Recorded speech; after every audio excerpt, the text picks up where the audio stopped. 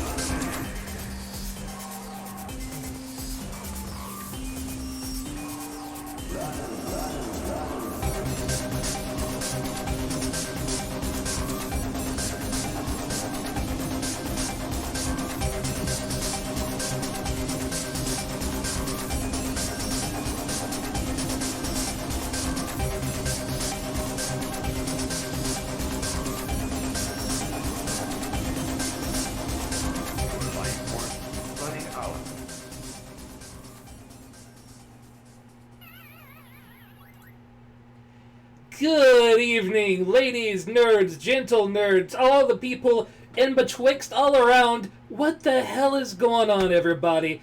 It's Mr. Video Game Live Super Show, brought to you by Dead Sun Entertainment. Everybody clap your hands, say yeah. It is another Monday, my guys, and I'm always excited to be talking to you. Who the hell am I? I'm some guy that pushes buttons here so that me and my friends can all talk about video games together for your entertainment. That's how a podcast works. Welcome, everyone. Of course, we have returning people along with us today. I guess, as always, we got our journalist friend and smart personnel around, Brian A.K. Wonder Boy. I don't know how smart I am, but I'll take the compliment. How are you doing? I am drinking a little extra coffee for the show today to try to be a little bit more up. I think it made my intro a little bit upper than it normally is, but hey, that works. Guess who's always upper? Not me. That was a terrible thing. I have to drink like a pot of coffee a day, and I barely make it through. It's bad. Energy is at a premium right now on my end. I'm just hoping that everyone isn't being blasted out by the fan I have to run in here at the moment because it is fucking 90 degrees in Portland. Gross. And I don't have air conditioning. So, fuck this. 90 degrees in Portland? Yes. We had a heat wave we have a 48-hour heat wave. It got up to about 97 yesterday.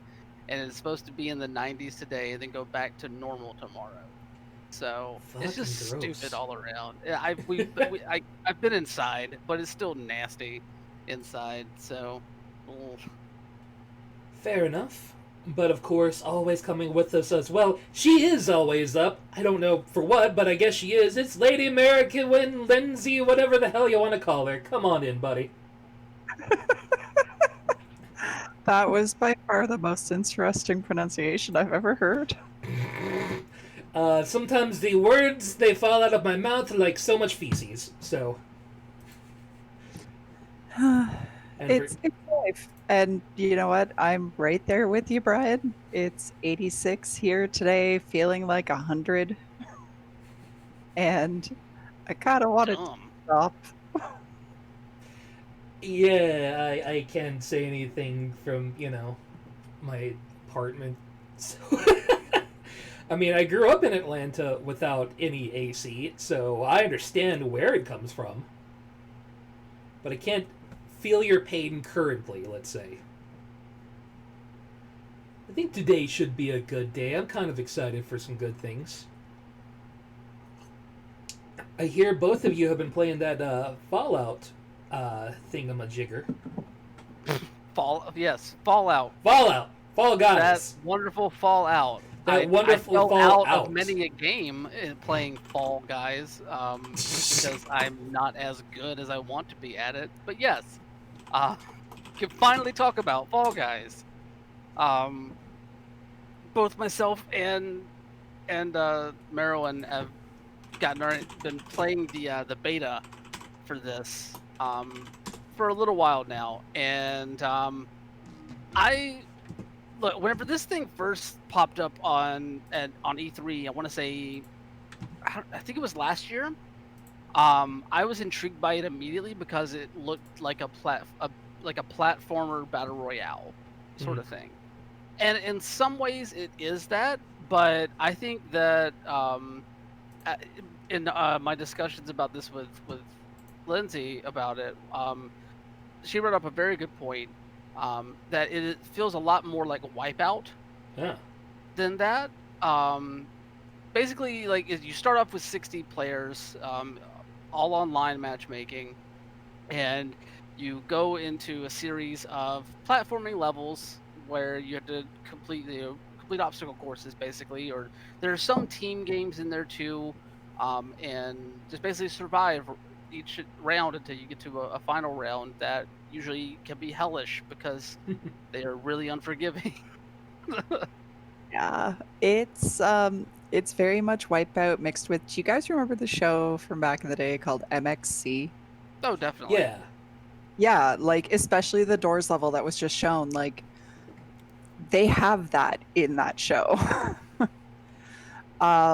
It's ridiculous. Your first round you go from 60 players down to 45. And there have been times where it's like, "Yes, I qualified. 45th out of 45." Yeah, I don't think I would mind so much being the 45th player in one of these games. They look kind of hellish, so Like I mean, sorry, it's go ahead. it's unforgiving in that, yeah, you make one wrong move, you are boned. But it's not like it's you try once, you fail, and you're out. Like you get to keep trying until the maximum amount of qualifications or maximum amount of eliminations happens. okay. So, On certain levels. I mean, I've had some where like I've started dead last and then I still qualify like 30th. So, but yeah, there are some levels where like the log rolling one God. where you fail, end of Yeah, story. it's basically No second that chance. one is just like, hey, we need to whittle this down by like 10 people. Which 10 people will fall off of this thing? That one, that level right there is on Ooh. the video, on the stream. That one is like that, and there's this team egg game where you basically have to like gather the most eggs or have the least, not have the least amount of eggs out of the three teams at the end of the round, and this game and that egg game are like the two that frustrate me the most. I'm for it. For But me, not in a bad way. for me, it's this one and the escape the slime one. Only because I've I only don't come know up. if I got that one. It's like obstacle course, very very Wipeout-esque. But Mhm. as you're going, the slime is coming up the level. Oh, okay. So you get to a point where if you screw up, you're done. So a whole lot of flailing is what you're telling me. Basically, yeah, but in a good way. Like it unlike a game that you would think that something like this that maybe doesn't feel as tightly controllable. Like, because when you look at it, just like in terms of like looking at the art style and just the sheer amount of stuff that's in it, like you might think that the physics of it might not necessarily cater itself to being like a somewhat comparable platformer or competent platformer rather is a better word for it. But I mean, this is not Mario. Yeah. This is not like that tightly controlled, but the controls are tight enough that they feel good and they feel responsive for the most part. There were a couple of times where I was like trying to grab a ledge and it just wouldn't latch onto a couple of times, but once again we were playing a beta, so Yeah. there might be issues there. But really, like, that was really the only frustrations that I found. Like, time to time, I was having trouble grabbing ledges. You know, everything felt pretty fair in terms of, you know, whatever I failed and what I didn't. This is the egg game. I hate this egg game so much. I hate it. I hate it. I hate it. I hate it. That's the other thing that really frustrated me also, was like trying to grab other like items that weren't other Fall Guys. Like grabbing the eggs, it's not as responsive as I would like per se. But once again, beta, and also I might just be terrible at it. Yeah. So, yeah.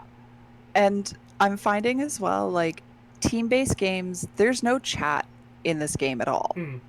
So you're grouped together with however many randoms, you have no way of communicating to strategize, and it's just a pray that everybody actually is working for the good of the team. Yeah, it's just a giant flail fest. I am excited to go flailing with you guys. This should be fun. It comes out, I believe, next week, so maybe later in next week we'll try to give this a go and see what happens. Yeah, I believe it comes out on August 4th.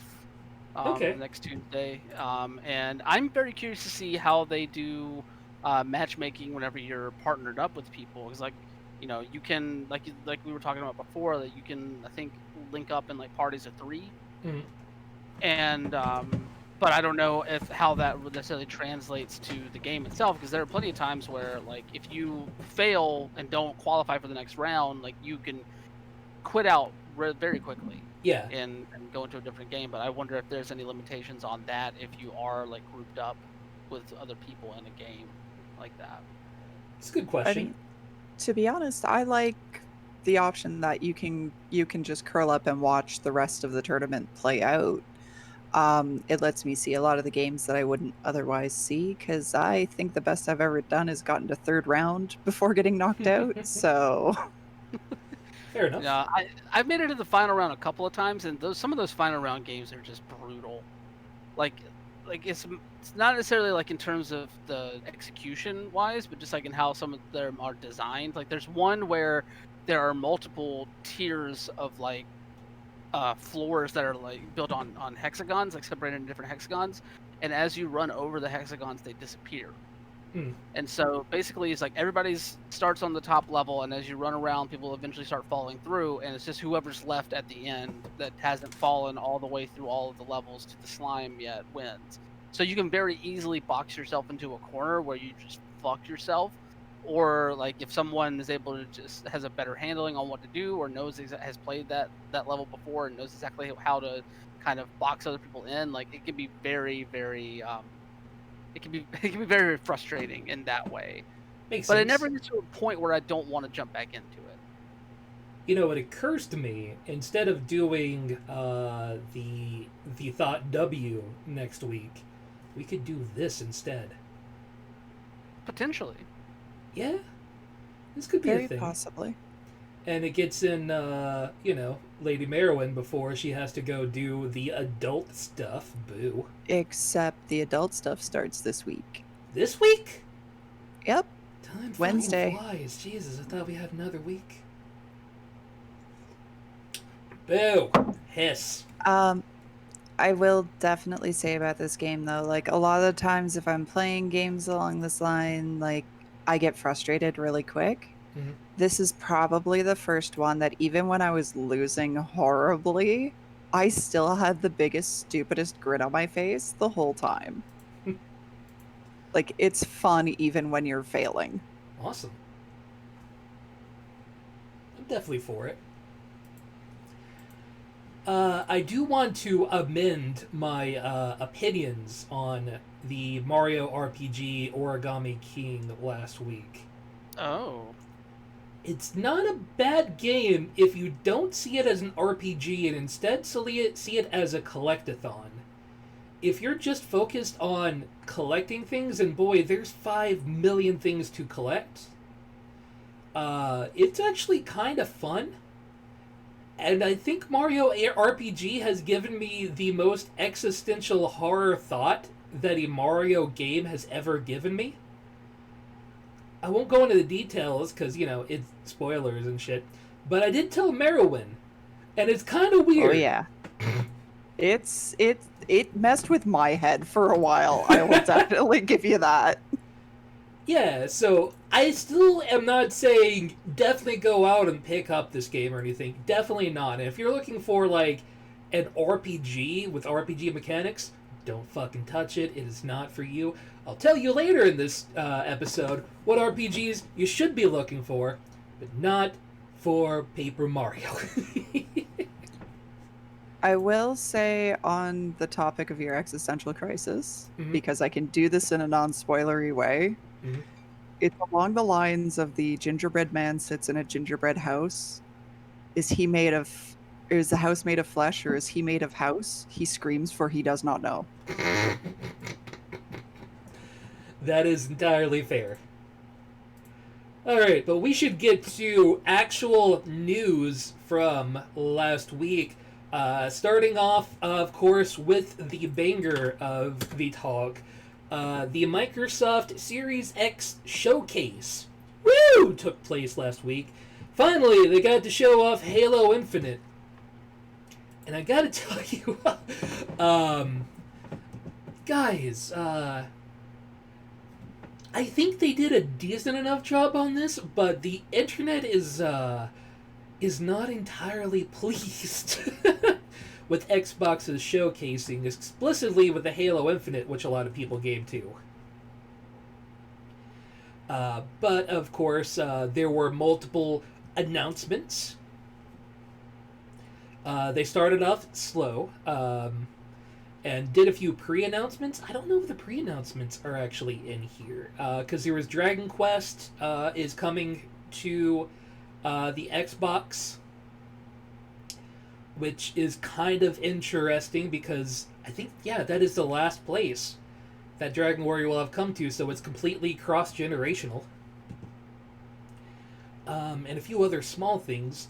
But the first look that they started off with was actually, after a whole shitload of talking, Halo Infinite gameplay. And it is definitely Halo.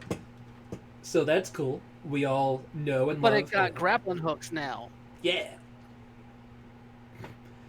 Pardon the Sorry, I didn't short cut you off. dip in my internet while this loaded up. Apparently this took up all the bandwidth. And that's a good question. When is the internet ever pleased with these things? But a whole lot of people said basically it looks like an upgraded Xbox One game.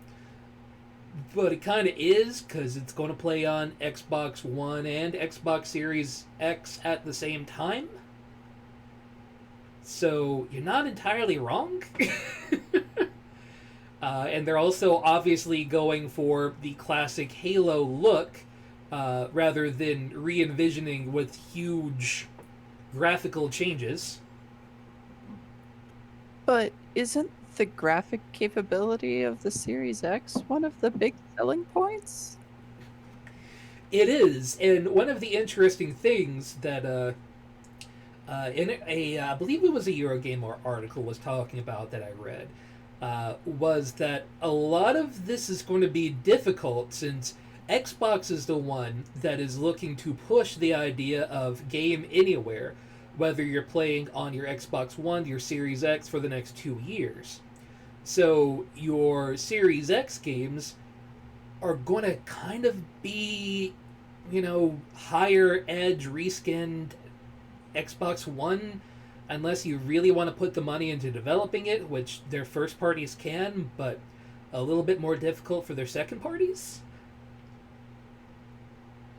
Also, this is early footage, so it may change before holiday release. But I mean, it may, but also, you got to think that they're, as much as they are preaching the gaming everywhere mantra right now, they have to really be referring to the Series X and Windows PC going forward off of this, and xCloud also for that. Yes, the messaging around this has been like a lot of the games that are coming for Series X will also be playable on Xbox One X or Xbox One, and that's great. I don't know if that's necessarily something that they are going to support 2 to 3 years down the line. This is something that, let's face it, this transition between console generations is a lot different than past ones. I'd say this is probably probably the most unique one in the way that it is, just based off of how the last generation progressed with these upgraded systems and that sort of thing, as well as new strategies with the introduction of cloud gaming, and things like Game Pass and PlayStation Now and that sort of thing. So I don't know how long the concern is going to last for, oh, the Xbox Series X game doesn't look as good as I thought it should compared to the Xbox One X, and that sort of thing. Also, like I said, it's early footage. They could change some graphical stuff here and there, but also at the end of the day, if Halo plays well, Halo plays well. Yeah. Halo sells well because it plays well. Right. And based off of everything that I've seen about Halo Infinite, like, this could be that killer app that the original Halo was for whenever Microsoft initially got into this area. Now, granted, that all really counts on the amount of people that want to play another Halo game, or really want to engage with how this one is differentiating itself. So I don't know. There's still questions to be answered about that. But in terms of if they're just building out some of these first couple of years of Series X games to kind of be just up-resed, or not necessarily up-resed, but, like, for lack of a better term, up-resed. Like, maybe not necessarily building off of everything that the console can do graphically. I think that's fine. I think that that even if Halo doesn't blow you away, I think they still have stuff down the line, as we saw in this presentation, that I think will play off of what the graphical capabilities of the Series X can do. Yeah, those teraflops are not going to go to waste. It's interesting to me that they didn't really choose the best way to showcase it as their, big headliner after like 30 minutes of talking to, Aaron Hansen and all of those nice people out there in games journalism about their expectations and thoughts, which are nice and everything, but, Sony came out of the gate with, like, dazzling graphics and stuff. Instead, they're kind of sticking it a little easier with this and, showing you maybe not what the full gameplay may be, like, on a perfectly optimized way with this. Well, I mean, as Giant Pie points out in the chat here, like, they ran this gameplay footage on a mid-tier PC, not on a Series X or on a high-tier PC. So, like, it's just, to me, like, knowing that now, because I honestly didn't remember them saying that, but knowing that, this looks really good, and it really speaks to the point that they're trying to make of gaming anywhere. Like, if you're able to get something that can run on a Series X to run this well on a mid-tier PC, like, that's pretty good. It is cool, like, from, like, the standpoint of people like you or me. I saw this, was kind of like, yeah, it's kind of neat. Looks like Halo. Cool. Looks like a kind of prettier Halo. Alright. You've got some grapple action, because, I fucking love grappling in video games. It's always so good. Thank you, Doom. But, I don't think E-Casual average, and I think it was one of the biggest showcases that Microsoft has had so far, want to see how it looks on, your middle ground. They want to see the fucking sweet ray processed gigabit flops that you can possibly get out there. Well, you have to remember, they have another presentation coming. True. There's still talk about the discless edition of this that they are going to be released, that they're going to be talking about sometime in August. There's rumors around that. It could come a little bit later, but there's still talk about another presentation like that, and they could be saving some of that stuff to showcase it there alongside, so you can, like, showcase both consoles at the same time. They'll probably speak more to, like, pricing at that point as well, I would hope. But, like, so they still have some ground that they can show some stuff on. So it doesn't surprise me at all that, especially after the announcement that they're adding xCloud to Game Pass Ultimate, that they would just go out of the gate being like, "Hey, look at how this thing runs on a thing where you don't have to drop $2,000, run well if you're on PC." So, like, it makes perfect sense in a strategic way. I get what you're saying, though. There are plenty of people that are, like, tired of hearing about the teraflops. Show me what they can do. Yeah. And I'm with you to an extent there as well. You know, I want to see how beefy this boy can be because it's thick, and it better be performing like the thickness. So I get that, but also at the same time, I think that they accomplished something very, very heartening in Yeah. showing that their stuff can still run on mid-tier systems like this well enough. Hmm. I think right now too, they're also looking at the case of with what's going on in the world right now, with the fact that like a lot of people are out of work and what this console speculatively is going to be priced at, they're falling back more on gaining those subscriptions through xCloud Mm. versus pushing console sales because they know their console sales are going to be lower. Well, it's funny you say that because Sony has actually doubled their initial console order because console sales have been so much higher than they've expected since COVID began. Because people have, been home more. They've been more interested in picking up things to do at home, such as video games, especially video games that have some health benefits. Ring Fit has literally every time it stocks gone completely out the moment it does.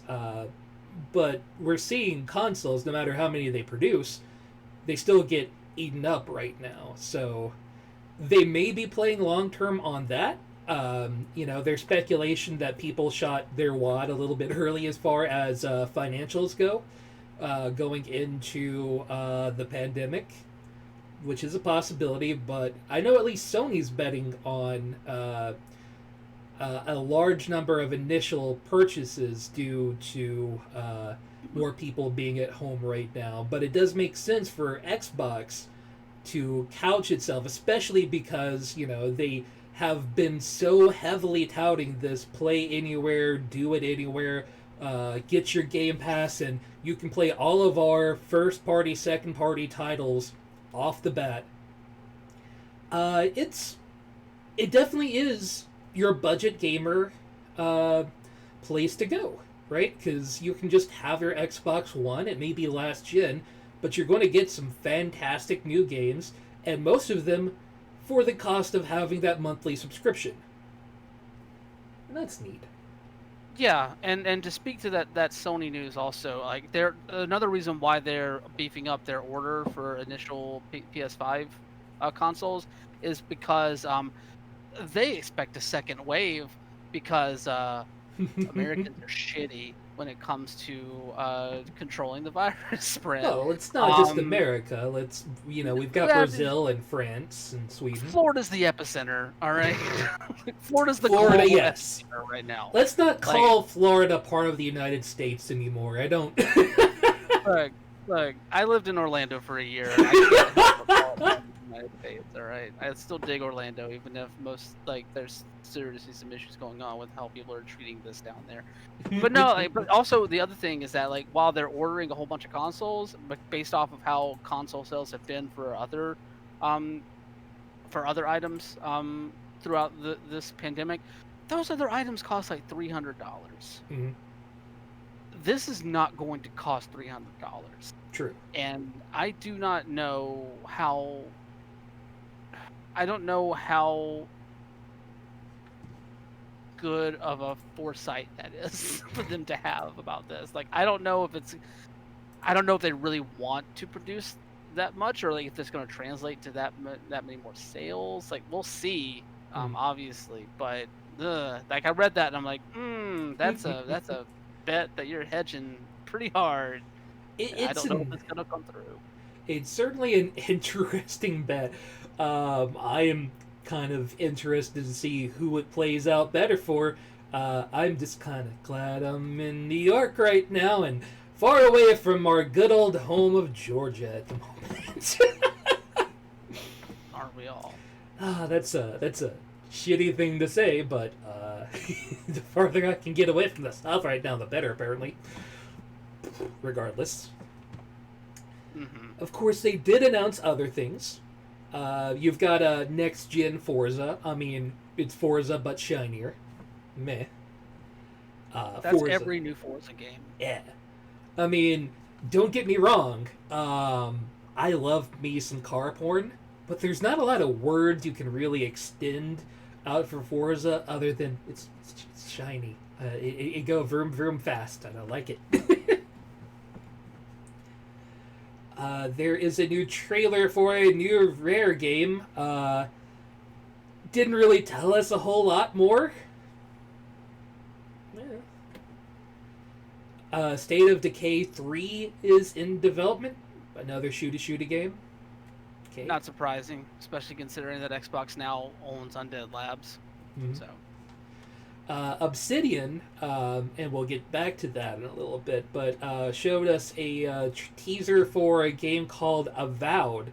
Yet again, not a whole lot to really show off there.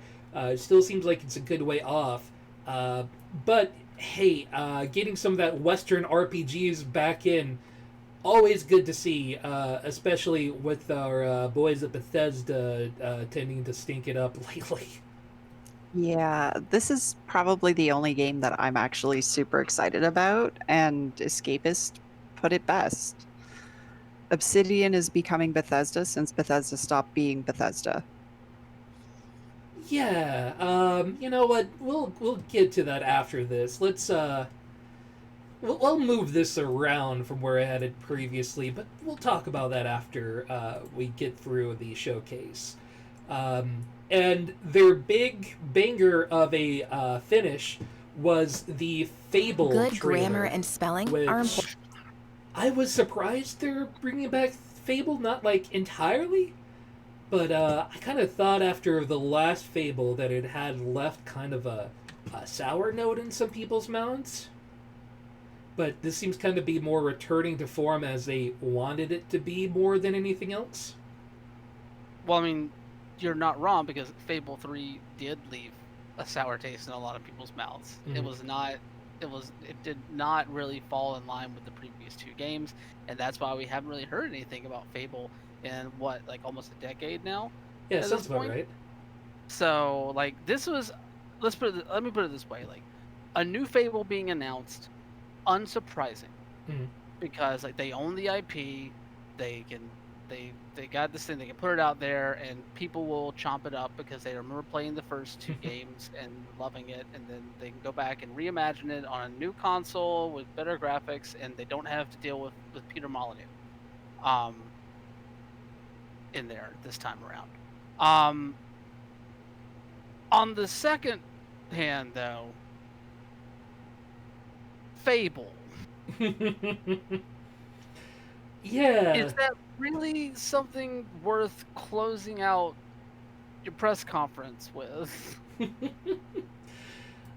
I mean, I guess it's not a bad place to go. A lot of people have some real strong memories for that, and people are kind of looking to bring back, especially series that were popular 15 to 20 years ago. So it doesn't seem like a horrible place to put it. Like Fable was popular when I was in high school. See? Yeah. So, yeah, like I don't know if I'm going to find any interest in it. It's just an odd choice to be like your big reveal at the end. Like I get it. It'll sell. Mhm. Like Fable will sell, but also it's just like it just doesn't have the oomph to me in a way. Like it's just like, okay, there's a new Fable game, that's cool. And like Yeah. like I mean they're rebooting the thing, that's rad. But like also like I don't know. It could just be a personal thing for me, because like I tried to get into the first Fable and I played like 20 hours and got bored. But that's just me. I think I lasted an hour in the second one, and that was about it. So, Yeah. So I mean, maybe it's just not a game for me. But I was just like, I don't know. Also, like, let's be real.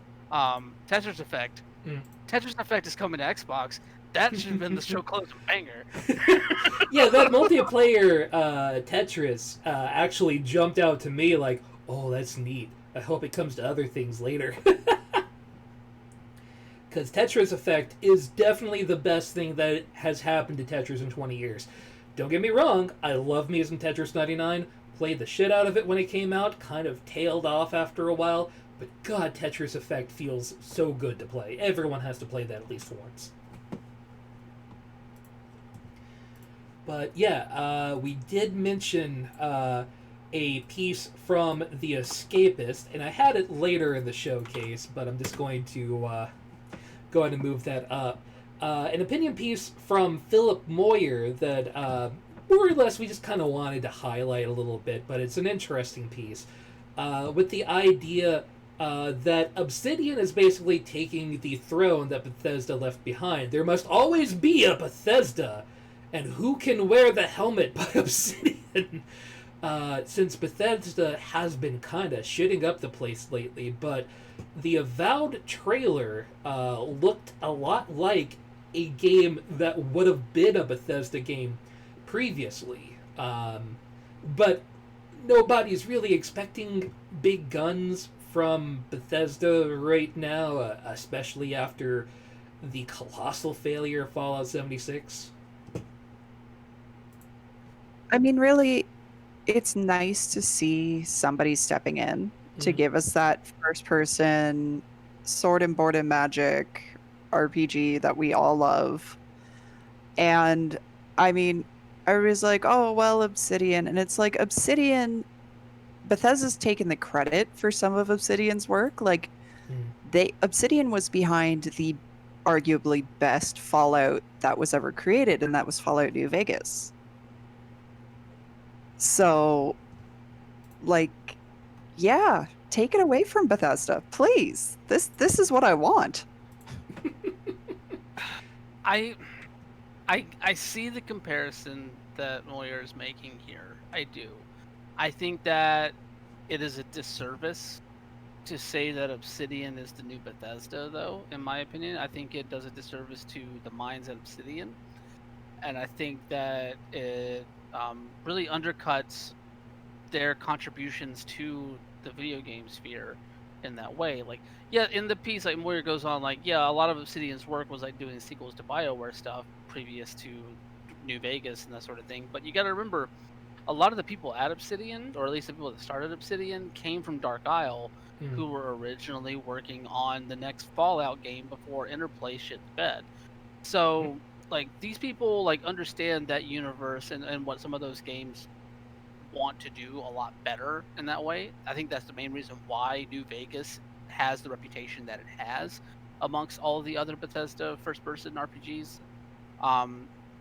And that being said, I feel like Obsidian, they have a different sense of loyalty to the spirit of those games than anything than what Bethesda brings to it. You know, like, you know, we looking at Outer Worlds and how that played off of the dialogue systems and the really focusing in on characters and that sort of thing in the same way that early Fallout games did, and even like Fallout 3 and Fallout New Vegas.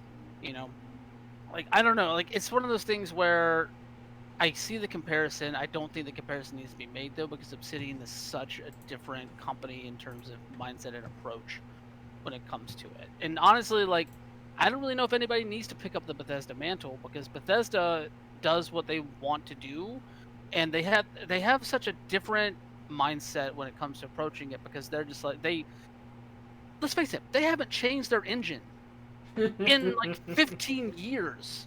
Like the same engine that ran Fallout 3 is basically the same engine that ran Fallout 4. It's the same engine that ran Skyrim. It's the same glitchy thing that, like, exists with a paperclip and bubblegum holding it together until it inevitably breaks and we get a laugh out loud moment that will live in infamy on a Giant Bomb best of compilation. And then we go back and the game continues to work the way it has.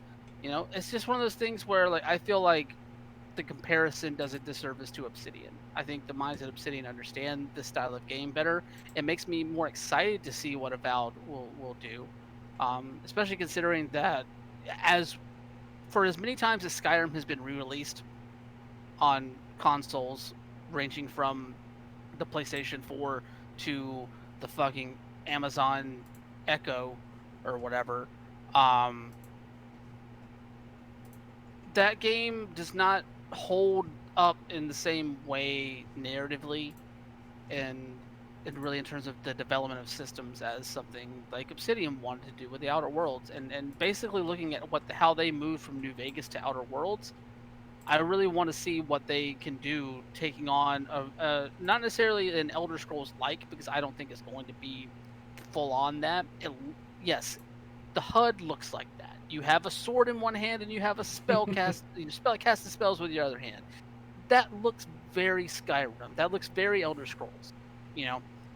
But I trust Obsidian to have more thought behind how they use that and what story they decide to tell and what world they decide to build behind it, as opposed to just, hey, we're making Elder Scrolls 6. Here's a Getty image thing of some trees. We're making it though, And I get they're not trying to they don't want to show anything right now because they probably don't have much to show right now for the game. But also at the end of the day, I don't know. It's just there's a lot of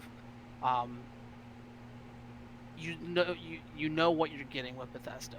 Obsidian tries to evolve in that way. It doesn't always work. There were parts of Outer Worlds that did not work in that way, but they at least are willing to take the chance. Bethesda is the furthest thing from trying to take a chance.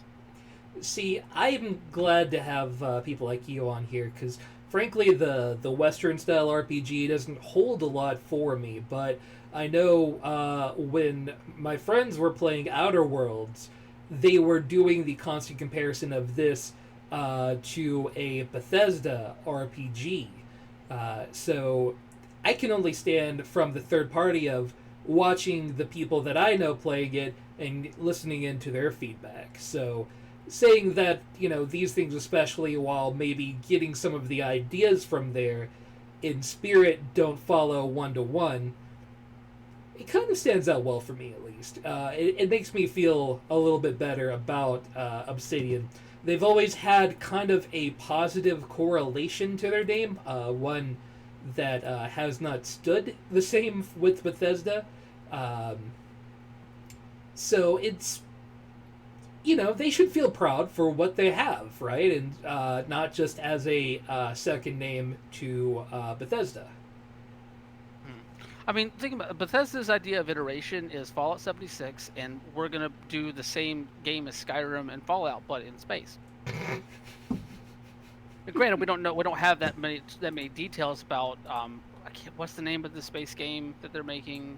I can't remember off the top of my head right now. I don't remember either. But whatever it is, all we know is that, hey, it's the same system, but it's in space this time. And real quick, just to answer Kelv's question, or not to answer Kelv's question, but to say something to Kelv's statement in the chat here, basically saying that Outer Worlds it only beat Fallout 4 in 2 areas, dialogue and characters. Those are the main 2 areas that I would argue a lot of people go to Fallout games for. Dialogue, characters, and world building are the 3 main things that me personally and a lot of people that I've spoken to really go to Fallout for, and they go to Elder Scrolls for in that way. And I don't know, it is Fallout 4. God, we can talk for an hour on Fallout 4 and its disappointments, but I'm not. It's not a bad game. It just doesn't hold up to even what they were doing years earlier in the series. See, we need to get Joan back on the stream sometime. She literally just started up another Fallout 4 playout today on her stream, and I don't know how many times you can play Fallout 4 while still not really liking the storyline for Fallout 4 as much. But it's fascinating, really, to hear people talking about Fallout 4, especially Fallout fans, because they still like it, but they also don't like it at the same time. It's so confusing to me. It's because you want more. Sorry, go ahead. No, go ahead. I was gonna say as a Fallout fan, you want more Fallout. You always want more Fallout in a lot of ways, and Fallout 4 gives you that. It's just not as good. Fair enough. That's it. It's more Fallout. It's just not as good. It was more of a post-apocalyptic garbage collector game than actually Fallout. Fire. Hey, while we're still talking on them Western RPGs, just to keep this out in the wild for words and stuff, hey, Dragon Age 4 is still gonna happen. Yo. It may be a while, especially. God, I hate anytime I see in these uncertain times anywhere. It kind of just hurts my feels a little bit. But still, it's a little strange right now to be a lead producer on anything at the moment. So it may be a little while longer for that Dragon Age 4 to hit. But it's going to hit. It'll be there. You guys chill out. I'm very curious about this announcement too, because like I want to know how BioWare is currently splitting its development teams. Because you got to remember, this is still happening. This development on Dragon Age 4 is still happening at the same time as they're trying to rework Anthem into something that is a video game that people want to play. So like they have two huge tasks on their hands. Not to mention, kidding. if there are any, I don't necessarily know how much credence there is, but there's been a rumor here and there about Mass Effect, either a remaster of the first trilogy or possibly something new coming in the next few years, or at least something being announced in the next few years. I don't know. I honestly I question whether I should have even said that, because it's hard to test the validity of some of those things. Yeah. But I really want to see like how they're breaking down how they're splitting up their development teams on this, just to see like how far out Dragon Age 4 might be. Like it's good to know that they're still working on it, but also how much are they devoting to each project here? Yeah, it's a good question, right? Because also, if you know the answer to, well, what development teams are working on it right now, you actually get an idea of how far out it is, right? Because your people who do your spit, shine, and polish are going to be entirely different than your idea people and your writers and whatnot. Yeah. Giant Pie, if it's another 4 or 5 years, still holds water. I would probably still say 2, but... What do you think comes out first, Dragon Age 4 or the new Anthem? Anthem 2.0. I'm going with Anthem 2, to be honest with you. I think that's, fix the thing that's already there and then worry about the other thing that might bring in people as well. I don't know how well Dragon Age, I know it did fine, but I don't think it was like a slam buster that they were hoping Anthem would be. I mean, no, but also Dragon Age is the last IP that they have that hasn't really been sullied in a lot of minds of BioWare fans. True. So, Can you do it I don't right? know. Yeah. Another reason for them to take their fucking time. Just do it right and get your fans back into BioWare. You don't want to look at what happened to our poor Bethesda out here. Don't be like that. Don't be like that. I mean, fuck, look at what happened to Anthem. Whenever they tried to force that thing out way too soon. Yeah, that sucked. Speaking of sucking a whole lot, there is a investor group that has been basically going around and looking at companies who have been behaving in unethical manners and suctioning up a lot of the profits into the wrong places, that have started to turn their eyes on the gaming industry. A lot of this goes into looking at Activision Blizzard right now, and the woefully out of balance payments that they have been giving to the higher ups at the company. And while Bobby Kotick is only at a base salary of $1.75 million, that doesn't really talk about all of the awards and bonuses and stock options and all of that for $30 million last year. Making him ridiculously well paid.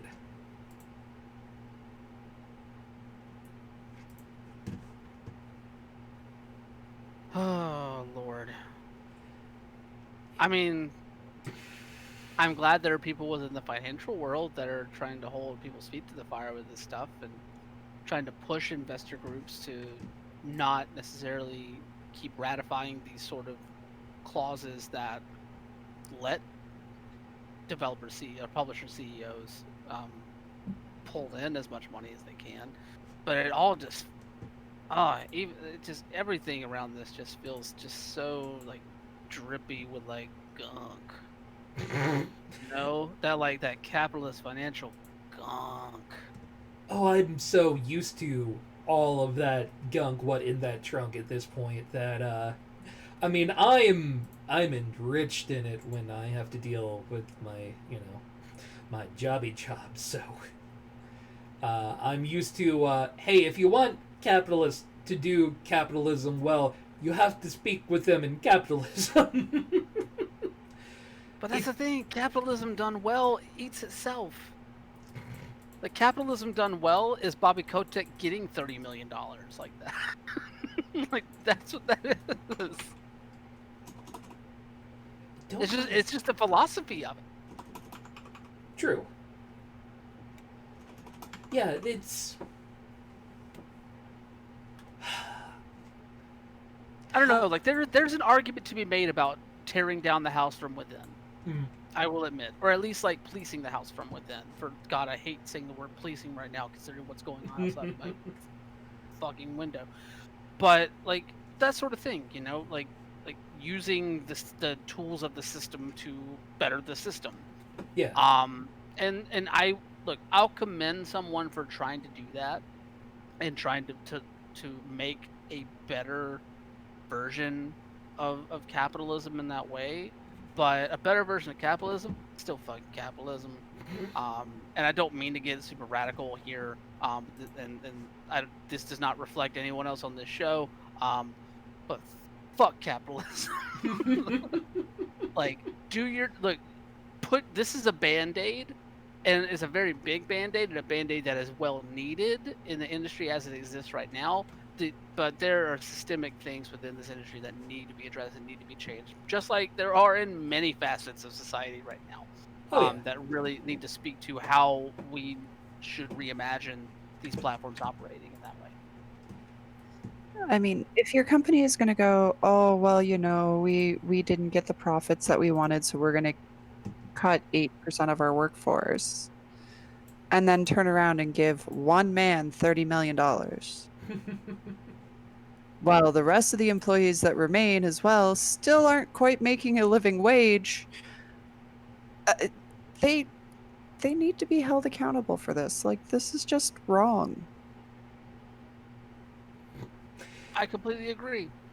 Yeah, the median employee at Activision Bethesda makes 1/319th the amount that Bobby Kotick is making. That's goddamn ridiculous, and should never goddamn happen. I know it does, but one Bobby Kotick isn't worth 300 of his average people. Activision Bethesda, I know.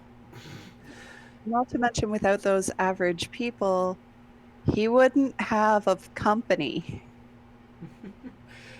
Yeah. I think the people actually making the thing are way more important than the guy that signs the paperwork. But if Bobby Kotick wasn't there, who would keep saying, make that Call of Duty this year? Keep making that Call of Duty every year. Somebody has to press the Call of Duty button. You pay that person $30 million.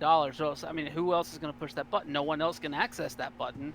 And if we don't press the button, what will happen? The entire Activision universe will fall apart without pressing the Call of Duty button. I mean, honestly, if I got a job to push that Call of Duty button for $30 million, I'd demand a raise. Don't you? But that might just be me, because I really don't like Call of Duty. Come on, what would you do without your yearly influx of Call of Duty? You need it. It needs to be injected in your arm right now. Right? Ooh. We need military propaganda at $60, moving to $70 at next gen. Right now. Push the button. Ew. Just push the button and you get all the millions. Yes. Hey, speaking of capitalism being gross, coming up, Brandon Sinclair of GameIndustry.biz, Andre Cosette of Ubisoft Quebec has decided to step down out of nowhere from the Ubisoft group. Just completely out of nowhere. It's just like, yeah, I think it's time for me to move on. You know, it's been two decades with the company, but let's find some new adventures to go play in. Yeah, there's some speculation because she spent the majority of her time in a high-level role with HR. So, yeah.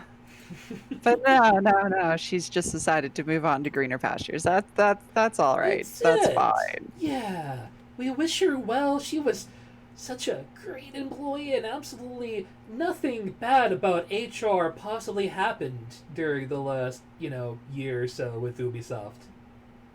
Oh yeah, totally nothing. It's not like reportedly the Montreal HR boss threatened to walk out with half of his team if Yves Guillemot didn't publicly exonerate the entire HR staff amid all of these allegations. That should have been handled, and probably likely in some way were handled by the HR staff. Yeah. That doesn't speak well at all. So this kind of leaves us with the question. Are you involved, or can you just not handle the shit anymore? Yeah, pretty much. It's one of those. It's not suspicious at all, but we're a little suspicious. It's a little suspicious. It's not super suspicious, though. God, it's like every day I just wait for another Ubisoft director to step down. I mean, sooner or later, we'll have to take over the company. There'll be no one left. Yo, I don't want to touch that shit. This is like 10-foot pole territory right here. All right, like I don't. Especially considering that like most of the company is still run by the Guimond brothers, as it was when it was founded, and they like especially the reports about like like actively like squashing efforts to interject female protagonists into the Assassin's Creed games in a very healthy and good way, because they thought that it wouldn't sell unless it was a white alpha male as the player character. Well, Brian, those WOMs, they totally scare me, so I completely understand where they're coming from. It's oh god. It's just so gross. It's just everything about this Ubisoft situation is so gross. Like they just, oh god. All right, the last step of our gross streak as we dip our toes into this bad boy here. Hey, maybe there's been a whole lot of games that came out lately that people are like, we'll review and bomb it on hour 0 because our opinions fucking matter. Sure it does. So Metacritic has given the notice to people, please spend some time playing the game. At least 36 hours before you leave a review on Metacritic. I love it. It is literally a pop-up if you try to review the game that early. Please spend some time playing the game. And I don't know what you actually do about review bombing. You ignore it because it doesn't fucking matter. No one looks at user scores to be like, okay, cool, I will totally play this thing. It's not like the end-all be-all. It's not the only thing that people will look at. I get it. There are people that will factor in user scores in that way, in the same way they might factor in critic scores in that way. But at the same time, to me, review bombs are just a fucking waste of time for a lot of people. The only place where I really see it at really causing an issue is on the Steam store, where your visibility on the Steam store page can be tied in some ways to the to your aggregate review score in that way. But even then, I think they've made moves to not necessarily have that be as weighted Mm. So like at the end of the day, like review bombing is just like it is the temper tantrum of the video game player. Yeah. And what do parents do with temper tantrums? They ignore that shit because they'll shut up and they'll play the game regardless, or they won't play it. And the people that will play it, will play it. It'll still sell. You know what? They review bombed the shit out of Last of Us Part 2. Guess what? They still sold 4 million copies. All right? One of the best-selling PlayStation games of all time. Exactly. And I mean, really, making them wait 36 hours, okay, fine. The game comes out, they don't play it, they wait 3 days or a day and a half, and they post their bad reviews. Like, it's not going to change anything. It's just going to change. The only thing it'll change is how fast the score drops. Yeah. Like, that's it. Yeah, exactly. Yeah, the Metacritic user review is... God, it's not even just for video games. Like, the IMDb score for user reviews is the whiny piss baby area of people who want to believe that their opinions are just so much better than everyone else's. Boy, if only they could listen to how well-informed I am and just take up my opinion, they would understand that their video game they love, or that movie they love, or that TV show they love, or that album they love is a giant piece of shit. And to be fair, this doesn't stop those people from posting those diatribes.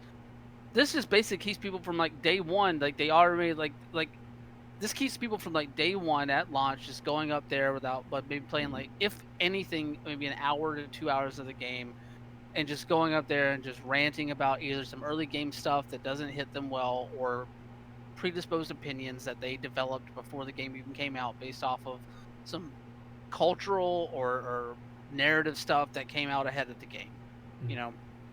Like what were the two main things? I know I keep going back to Last of Us Part 2 with this, but it's the most recent example. What were the two things that people complained about the most with The Last of Us Part 2? It was the Joel stuff and the gay stuff. So and both of those things are, one is very early game, and you don't really understand a lot of the context around it until you get later in the game, I would argue, and I think it actually makes some sense, even though that narrative also has issues within and of itself. In many ways. And then the gay stuff, oh no, Ellie likes ladies. Okay, like that's cool. Like if that's your opinion that you're gonna hate the game just because it has queer characters in it, like okay, well, your opinion has no validity in this argument. Yeah, big huge honking fucking deal. Who cares? So that's what this is stopping. It's stopping that. Like the people that want to give like what they see as a nuanced take, even though and there are some nuanced takes that do come through in user reviews, but the people that want to give what they see as a nuanced take, but just basically reads like a shit post, that can still go up there. It's perfectly fine. Like throw it up there. People will ignore it. People will engage with it. It's the same way that other people will engage with critique and review stuff as well. It doesn't hold the same value as other critique, but it's up there.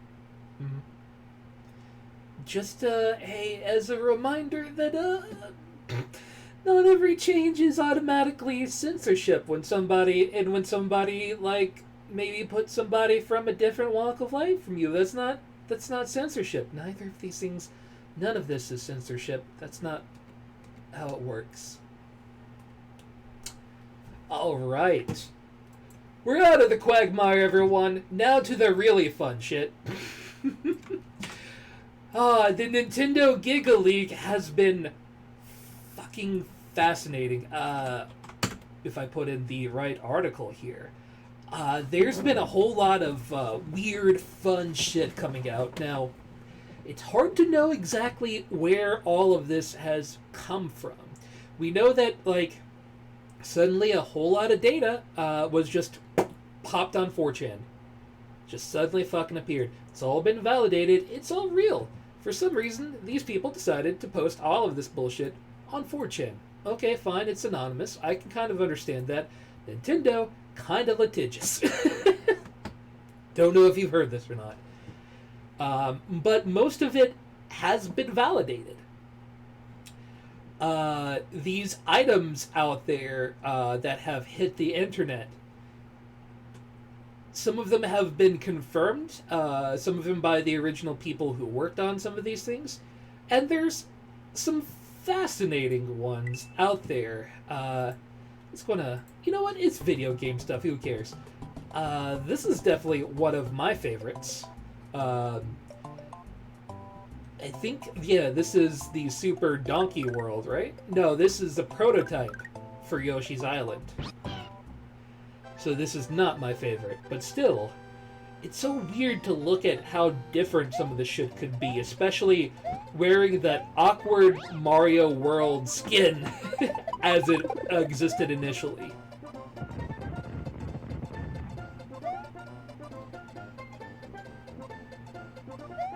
This whole build, I'm so confused by this.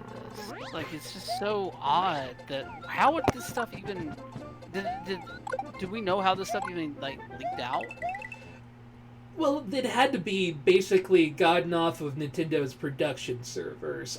We had a leak similar to this before that was a lot of earlier shit, but there's been a lot of hacks from Nintendo. A whole lot of hacks have happened over the years as time has gone by. Some more notorious than others. Some leaked some user data.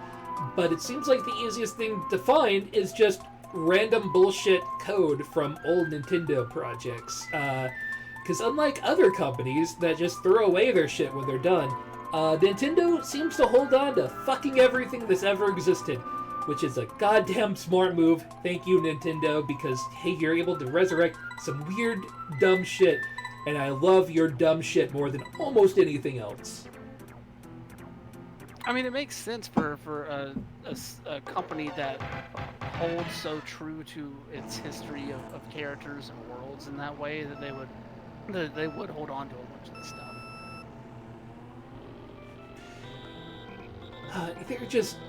They're a strange little company, but this driftless Mario Kart is wrong, and it makes me feel all sorts of odd tinglies. Just watching it.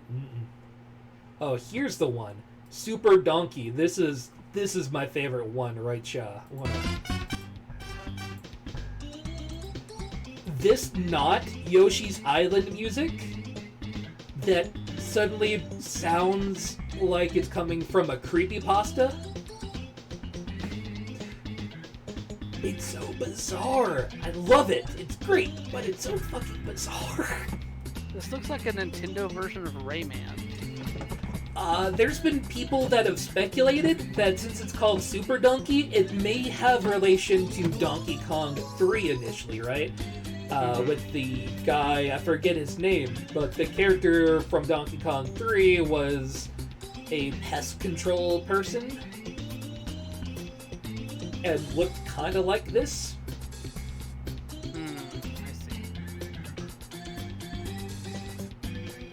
God, this weird mix of what eventually became Yoshi's Island music.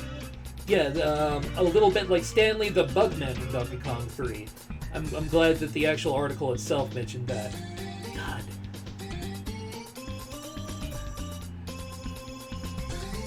It's hard to know if this was like an early plan idea or just a stand-in for some of the physics they wanted to try out, and fuck it. Just throw in some Mario shit and give it a go with this weird-looking boy. This is just... It's so weird. It's like a train wreck and I can't look away.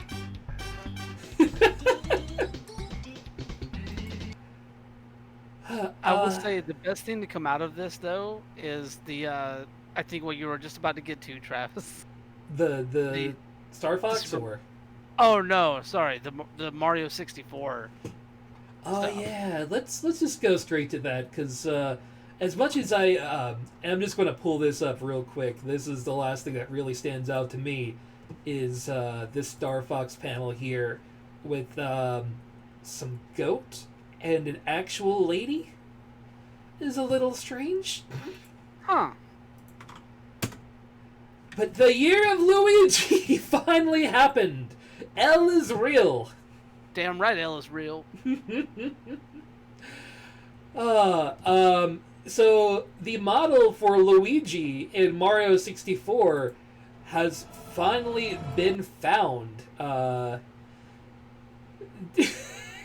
It's so weird because for years people would talk about how like Luigi is totally a hidden character inside of Mario 64, and it's definitely not there in the for real code, but they totally made a Mario like skin that was actually Luigi. And the abominations they had to go through of posting all of this code together until they made it actually make it. It's so good. It's literally just Frankensteining old code together to put this thing into reality. And I love that one of the first things that people did with it is they animated it to dab. Because of course they did. Because the internet.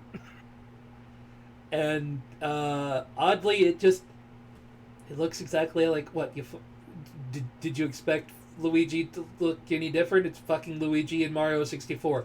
Of course, he's in the DS version, as is Toad, I believe. I know Yoshi, Mario, and Luigi. I forget who the fourth person. I think it may have actually been Wario, now that I think about it, was in Nintendo 64. But still, there you go. There's Luigi.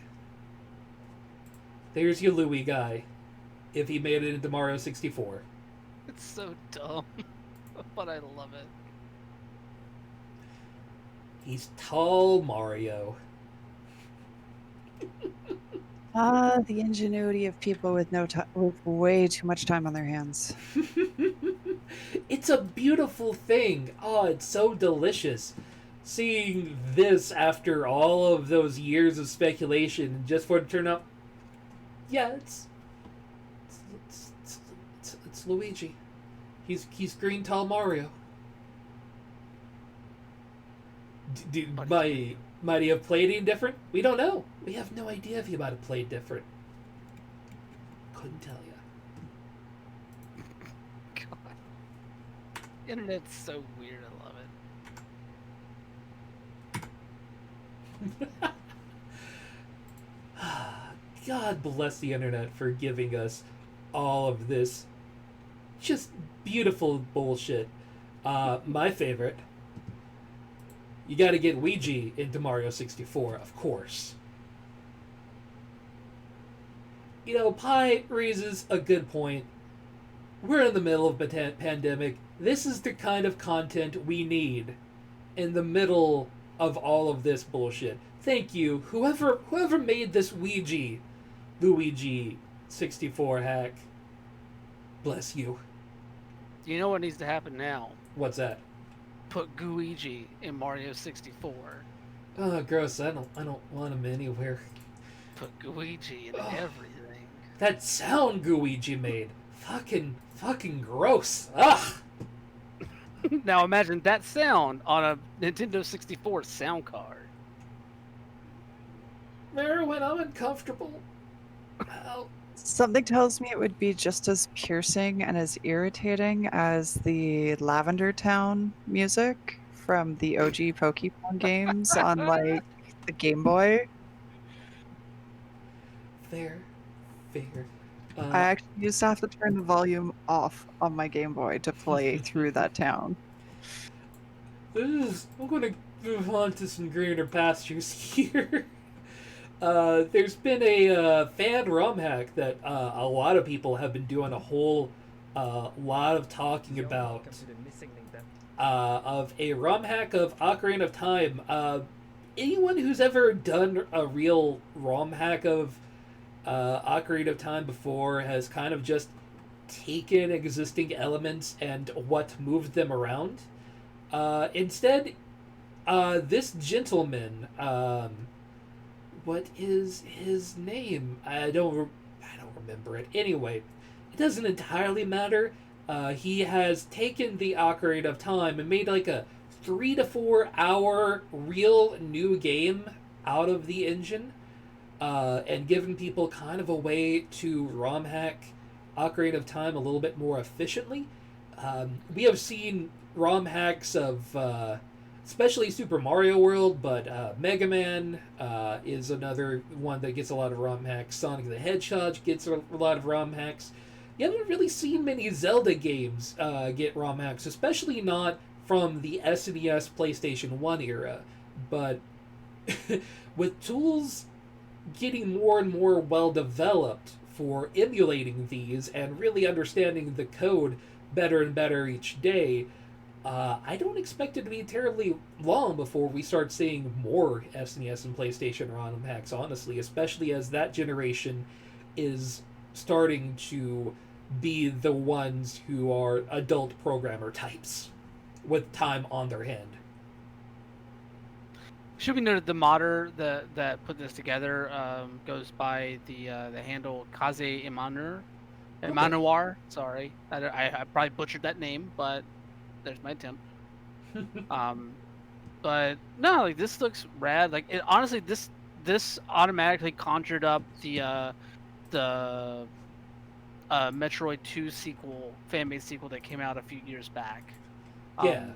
In terms of people taking already existing Nintendo structure and building something else around it in a way that actually like that Metroid 2 sequel like superseded some of the Metroid stuff that has come out post Metroid Prime. Yeah. So like I'm curious to play this. I'm also curious to see how long it takes before Nintendo throws out that C&D. So here's what I've seen with the history of Nintendo, right, is ROM hacks they don't seem to mind so much about. It's when you recreate a game in like an HD sort of way that they really start to drop the banhammer quick. Well, didn't they come down on that?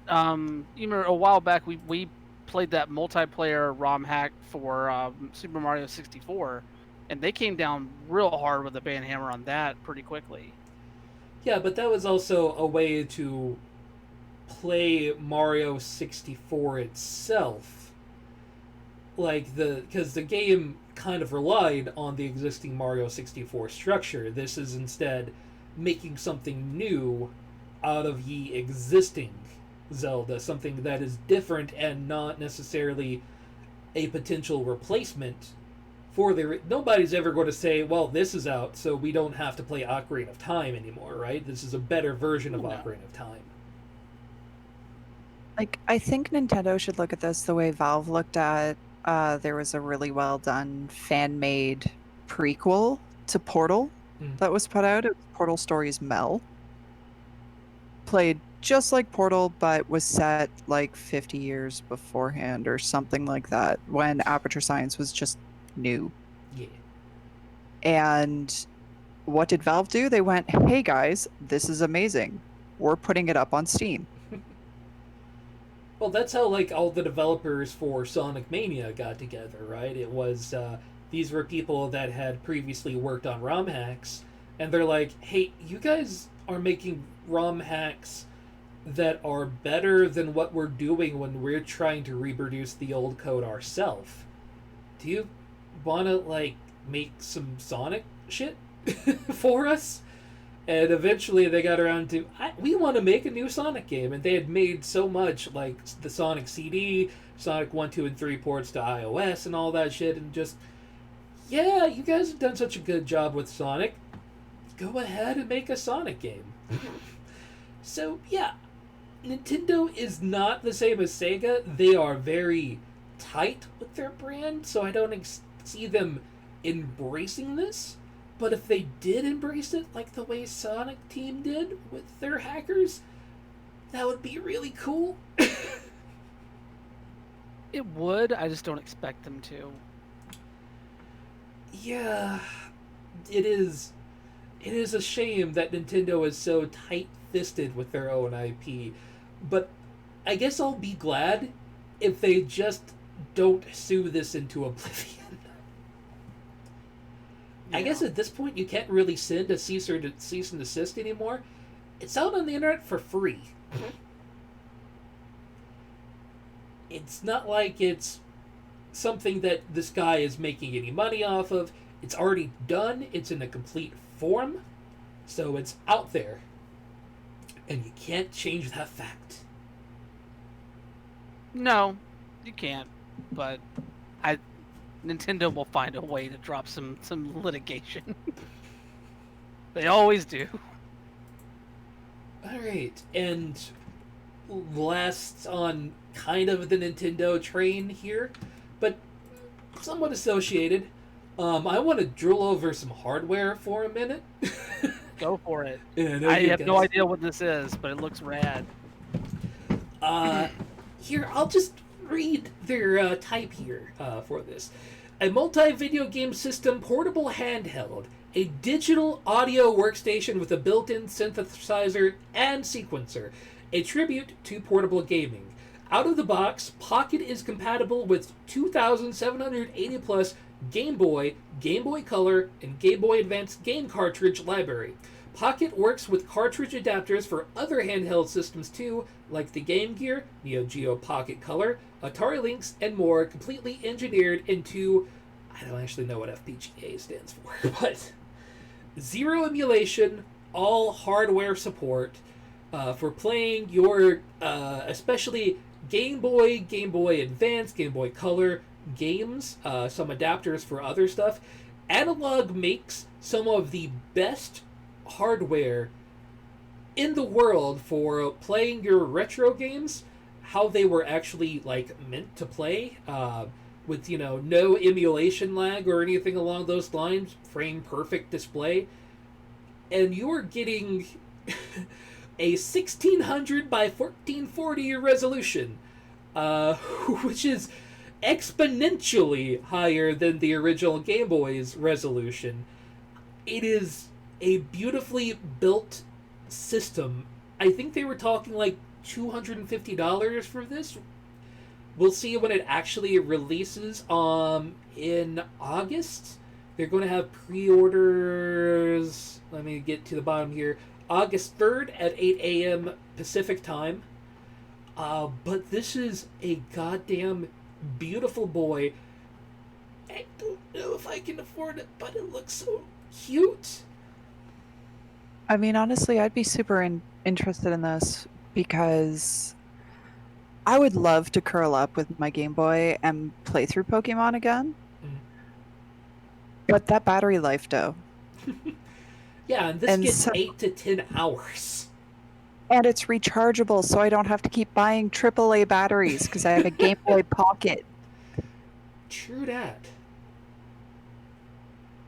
Like, I have an SP that will play these, and my SP... Look, hold on. It's right in here somewhere. I can pull it out for you. I can whip it out live on camera. It's somewhere in this drawer, I swear to God. Hold on.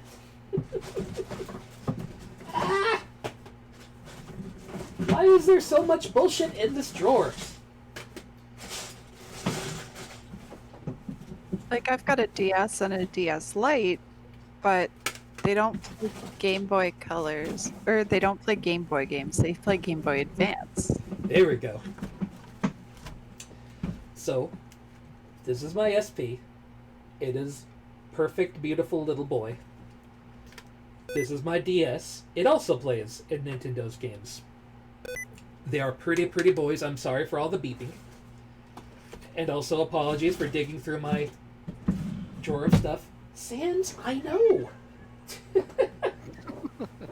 I opened a drawer. How dare I? Hi.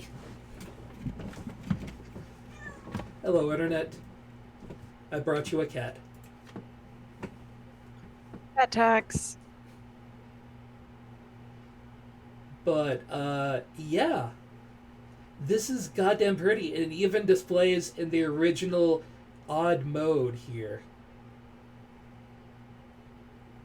Yeah, and John Borg also raises a valid fucking point. This is going to sell out in goddamn minutes. It's not even releasing until March of next year.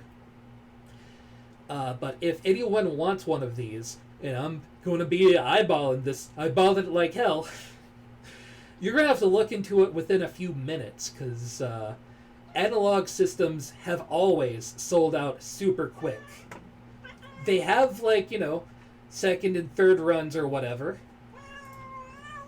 Hey. Any Let's idea see. on price? They were talking somewhere around 250. I don't know if I have exact numbers. Yeah, there's not an exact number on the website right now for what I'm seeing. So Yeah. From what I recall previously, before you're talking $250. I could be mistaken. If I hear more, I'll get back to you guys on the exact price. But by the time that we Mr. Video Games again, the pre-release will be out for pre-order.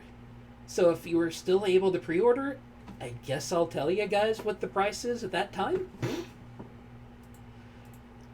If Although- it's less than I remember, I might just...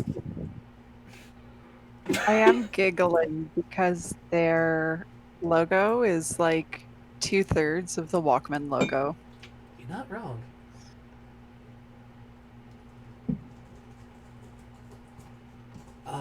But yeah, they have made some really cool looking old school stuff, including the NT Mini is one of the best ways to play your NES games, especially. Let's see. Yeah, it's NES and Famicom, and also Famicom Disk System if you really want to get into that. A whole lot of ways to play Watch Vidya game. In God, their stuff is just so good, and so expensive, but so good. And if you're a collector, it's fucking worth it. I'm not a collector on this scale, but this is love in my eyes for this just sexy hardware. Analog, if you wanna sponsor this stream, know that I love you and I love everything about what you do. I don't own any of your things because your stuff costs money, and I can't get myself to spend the amount of money that you want me to on these things because it costs so. hey, here we goddamn go. much. I got a price. What's that? 200. 200. Yeah, 199.99 That is for that's- the black or the white, and then they have all the accessories also. So That is not a bad price.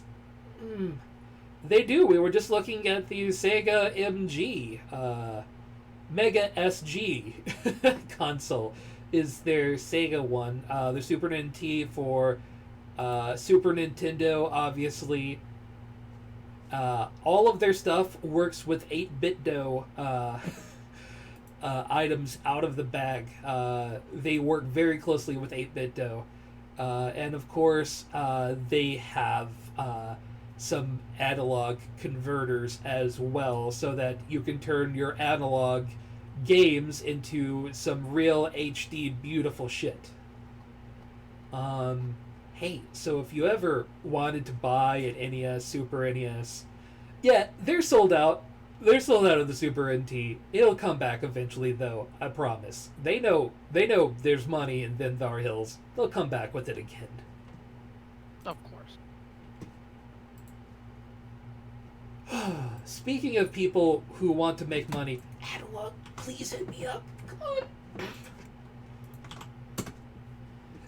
A Kickstarter has come out. Thank you, of course, Rebecca Valentine. For a new spiritual successor to Suikoden. Now, a lot of these names, I'm not going to lie, I don't really know these names. I know that the games they worked on are legendary games.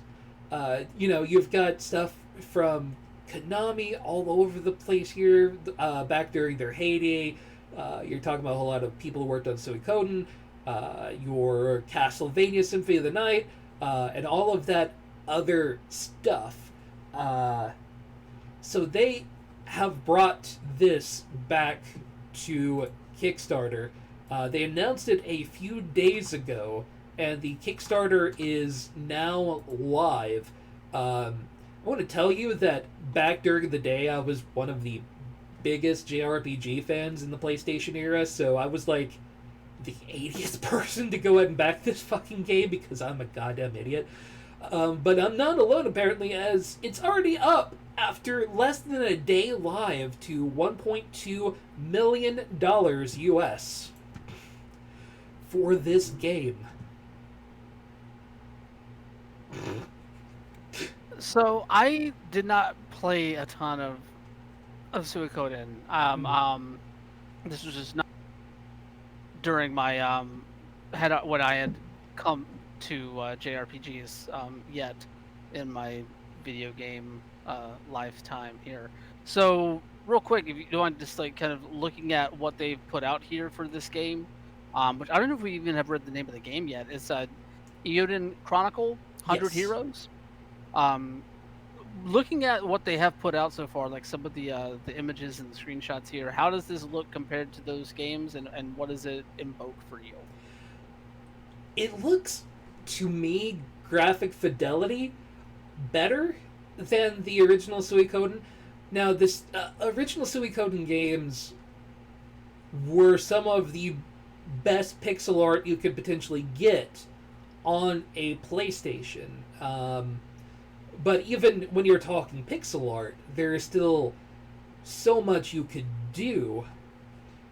Let me scroll down a little bit to some of the actual game art here. They're able to present 3D areas with the sprite work as well. So you're getting combination effects that look really great on screen. A lot of people have talked Octopath Traveler, which Octopath Traveler, yeah, has the same style, but a lot of this just oozes a lot of hand-drawn charm for that background and very vivid sprites moving around these really lush-looking areas that they've put together so far. They plan to have this done in roughly 2 to 2.5 years' time.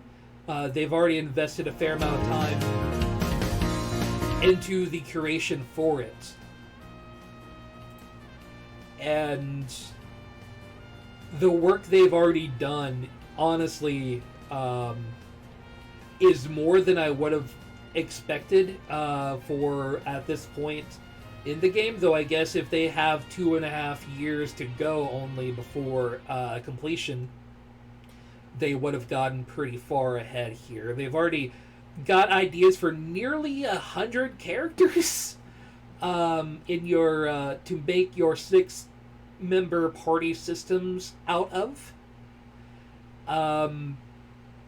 And yeah, of course the number 108 means a lot to any Suikoden fan. I believe Suikoden 4 was the one that had 108 potential playable characters that you could recruit into your party. So these games get pretty in-depth overall. And yeah, I think this will be the, if you are a PlayStation era RPG fan, you're talking not just your Suikodens, but what your Arc the Lad series, your Grandia series, stuff along those lines from that era. This definitely fits in. Yes, Giant Pie, you mentioned cats. One of the hooks for this, and I would have loved to have gotten Sans in, but by the time I backed it, the tier was already sold out, which tells you how fast this fucking sold. They are allowing people to get their cats into the game as part of one of the crowdfunding tiers. You can actually have your cats within the game. Immortalized forever, or other dogs, if animals, dogs and parrots and whatnot, if you pay a lot more money, but cats are going to be cheaper.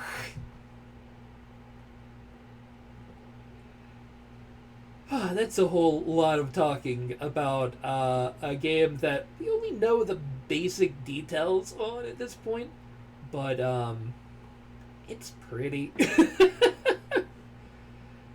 It looks gorgeous. I will say that. I'm trying to find the price for the one with the cats. Now, of course, an RPG is only as good as the story. We have no idea if this is going to be like a world-ending great story or not. A lot of the people who are working on this are people who have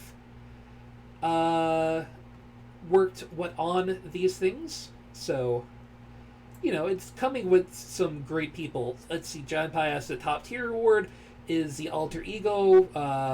Let's see. Beta access, you become an NPC. Oh yeah, you get your own NPC in the game. The tier above that at 1658 is you can get whatever pet in it. Doesn't matter if it's a cat or not. Let's see here. Pixel Pet, I believe. No, that's also non-cat, so that's 1400. Yeah, Catribution. Is this the one with physical sigil, CD, T-shirt, vinyl, art book, job reward, your cat in the game? Oh yeah, that's right. Also, $1,400 to get your. I think there's a cheaper one to get your cat in the game. This one is still available. The other one, I believe, is sold out. I love Sans and Merlin a whole lot.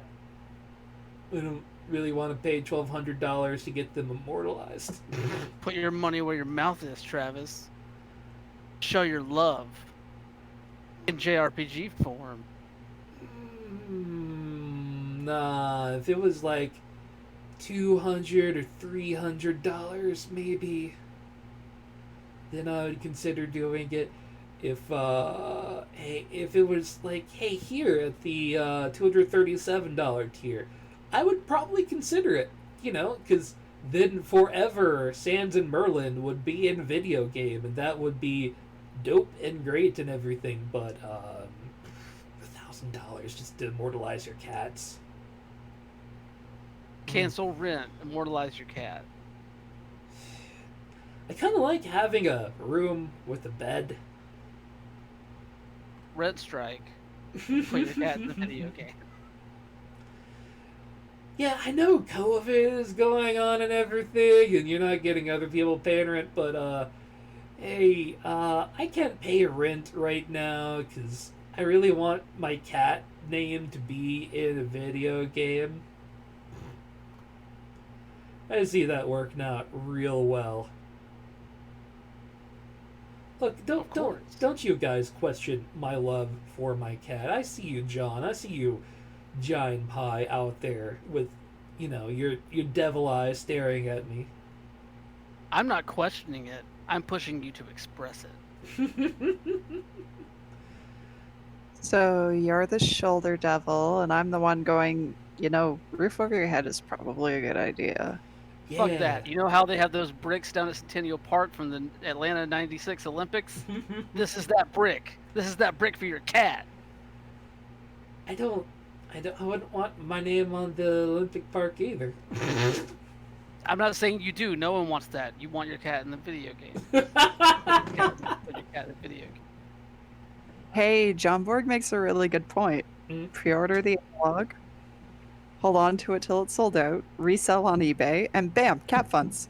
But see, by the time that happens, this Kickstarter will be long over. You see the problem here with the timeline. Timeline just doesn't work. Put the money in first, and then pay yourself back with your eBay scam. Ta-da! But hey, $40 whole gets you a copy of the game. So right there, $40. Get your digital copy on. And it's coming. It's no eBay scam, but it's a good price. I also I do appreciate the fact that they say, like, here's what we're looking at for the consoles that we're released on, but considering that the consoles are literally in the middle of changing, we have no idea what we're going to release on.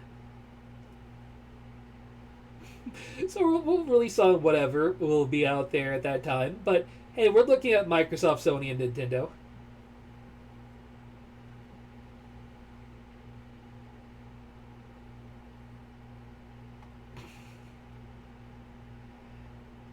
Hopefully that will be something akin to a Switch 2, allowing for similar quality and gameplay experience across all platforms in the end. If no such console is announced by the time, we'll need to create new console version branches. We'll go through the major challenges of the aforementioned texture changes and code rewrites and refund any backers who pledge to that platform if there is absolutely no solution. So, like, hey, as the Switch currently exists, we don't know if it will be able to handle this game, which is fair. Well, then there's also like the issue of getting it certified for those consoles. Yeah. Like I know that's something Warframe runs into, where you'll get a PC release for a major content patch, and then a month later you might see it for some consoles because each company has different certification processes. Yeah, every console has its own odd certification thing, and developing it across multiple platforms is definitely difficult, and where games like Mighty Number 9 ran into their real big issues. So I don't think they want to be another Mighty Number, so they have realistic expectations for this game that they are what producing here. And I think at $1.2 million, they'll be able to realize those ambitions more than likely. I guess ultimately the question is it a Bloodstained or is it a Mighty Number 9? We'll see in due time. Alright, and our last official story of the evening.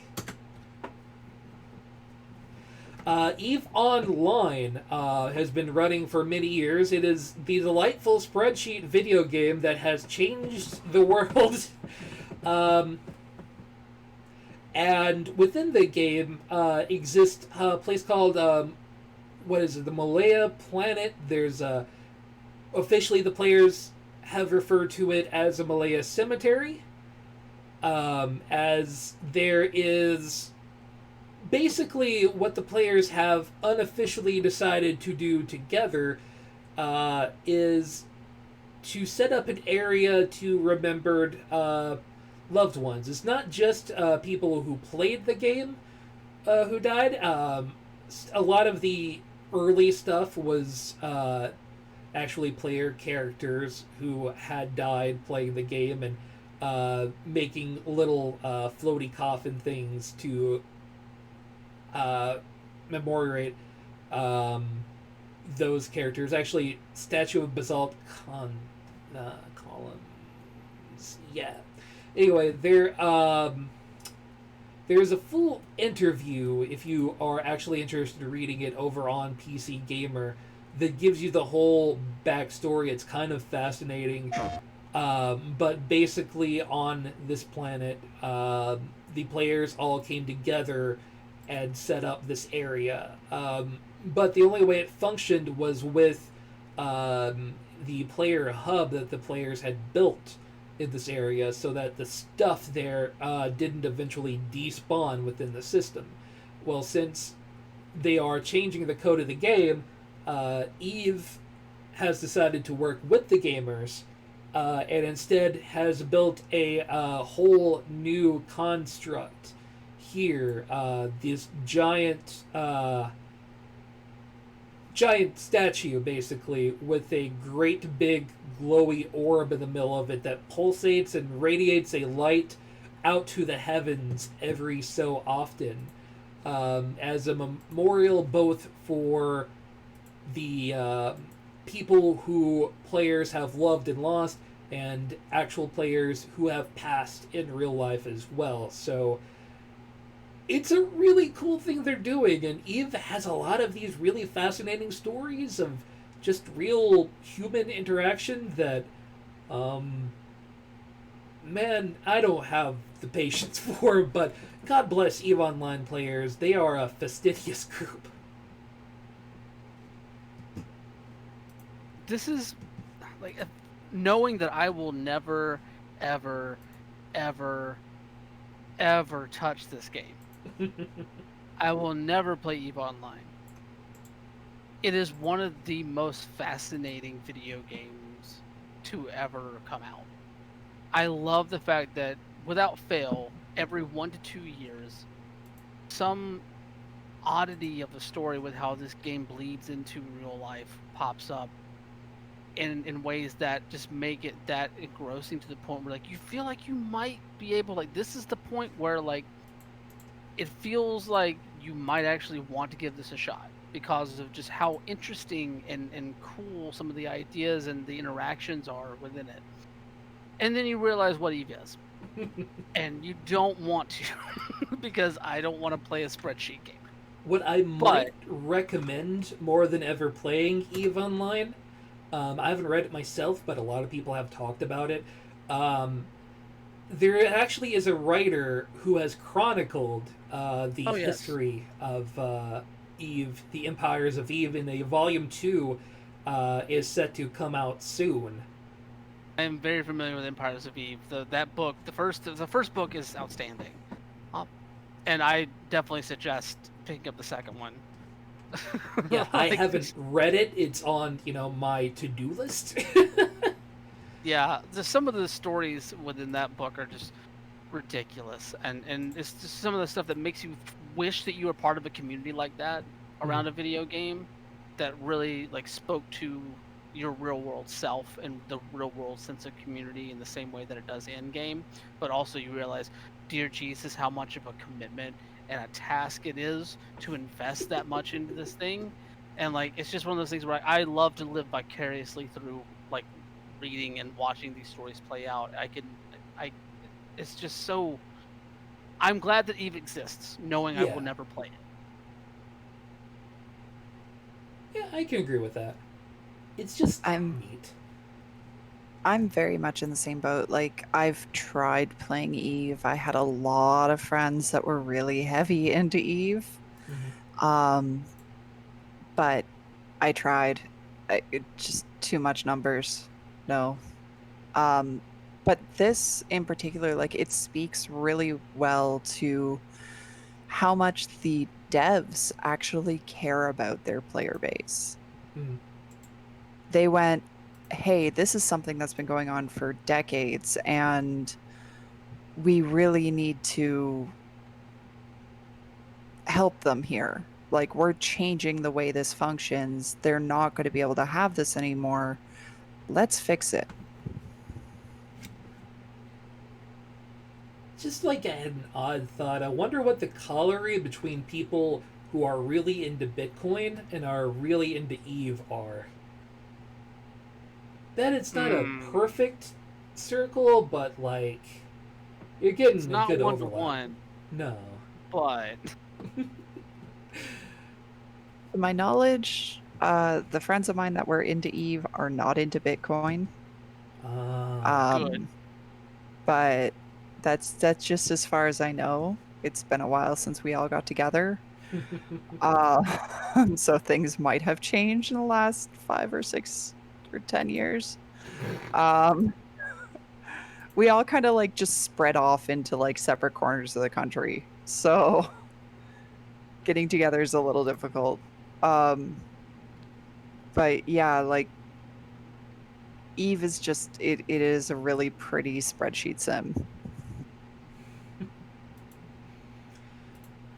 Fair enough.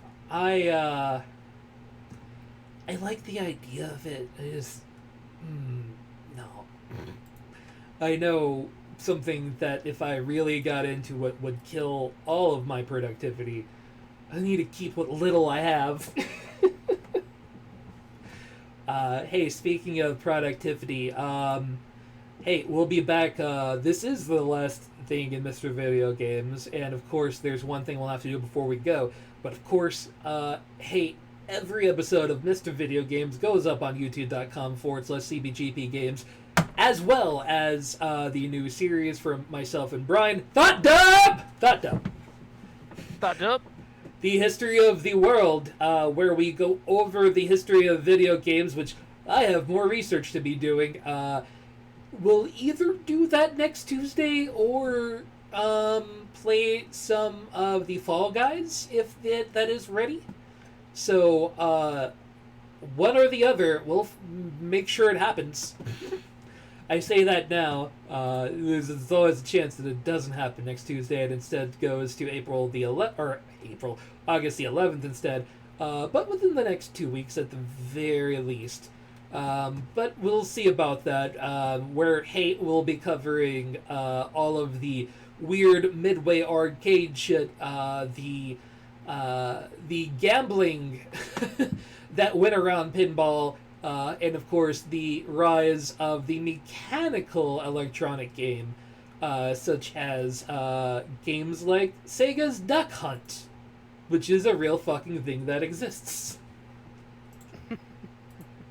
But of course, we cannot end Mr. Video Games without declaring the Mr. Video Games of the week. If you don't know, Mr. Video Games is that person, place, thing, noun that does something that you look at. It's so great, it's so awful, it's so stupid, it's so brilliant. You can only look at this and go, yeah, that right there, that is video games. And today's Mr. Video Game is an anonymous sex worker. This is a fascinating story featured by Luke Winky over here at Kotaku. Apparently, a young 24-year-old woman by the name of Amanda was previously doing online sex work, and working the dance clubs and whatnot, a stripper, camera, all of that good stuff. But hey, when you can't go to work at a strip club anymore, what the hell do you do? I mean, yeah, starting your OnlyFans back up is a possible thing, and she did that and other such things. But she offered for people to come hang out at her island as part of her OnlyFans, and it turned out a lot of people were really into that. And now she is doing sex work through Animal Crossing.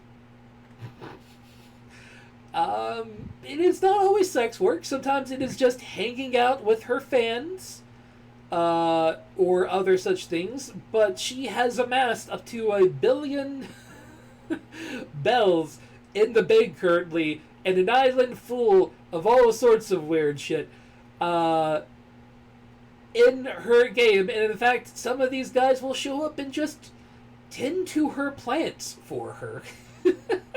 And of course, there are ways, they're not necessarily ways that Nintendo likes, but there's ways for you to turn bells into that real-life cashola. So, it's become a lucrative investment on top of everything else. Yeah, she had never touched video games before. One of her patrons surprised her with a Switch Lite and a copy of Animal Crossing, and so she has dates. They'll either use chat in-game just to hang out, socialize, or they'll jump into one of her private rooms on OnlyFans, and she'll do what she does. Yeah. And, I mean, this is kind of a really good story of video games bridging all. Yeah, I never expected the phrase sex work and Animal Crossing to do what, merge together. But it's 2020 now, so everything is off the goddamn table, and then back on it again. Yeah, you make it where you can get it. I love this. I love this story. I love this idea. It's real ingenuity on her behalf. And honestly, in a lot of ways, it's one of those things that really speaks to the normalization of sex work that needs to continue to happen in this country. So yeah, I love it. I love it all around. Still, but shit, get paid. Get that money. So there you go. This is 2020 video games right here. Damn right it is. But that has been Mr. Video Games for July the 27th, 2020. Gosh, we're already more than halfway done with the year. John Borg, Giant Pie, Coop, Kelverin. I don't think Coop actually spoke today. But, hey, all of you good people out there on the internet, hey, thank you for joining us, and especially all of you delightful lurkers. I love... you don't even have to see your faces. Just having that nice little viewer count go ping really makes me go a little bit happy that, hey, we're entertaining people today. Merwin, any final words for us this evening? As always, guys, don't forget to love each other, of course, from a socially acceptable distance. Wash your damn hands, be the change you want to see in the world, and just be cool. Brian, any final words this evening? As always, you can find most of my writing on outsports.com. Also, follow me on Twitter at WonderboyOTM for updates on where stuff might be coming out other places. You check out my queer pro wrestling podcast, LGBT in the Ring, every Thursday on the Outsports podcast channel. Just search for Outsports on your podcast service of choice. And also, real quick before we get out of here, shout out to U.S. Army for pausing their Twitch streams on after they basically were told, yo, you can't ban people because you're a government entity, and that's technically negating free speech. So you can't ban people who are calling you out or asking you about war crimes anymore. And so they're like, oh, well, we're going to back off then, I guess, for a little while. We're going to reassess things a bit. So shout out to U.S. Army for hopping off of that Twitch and Discord for a little bit.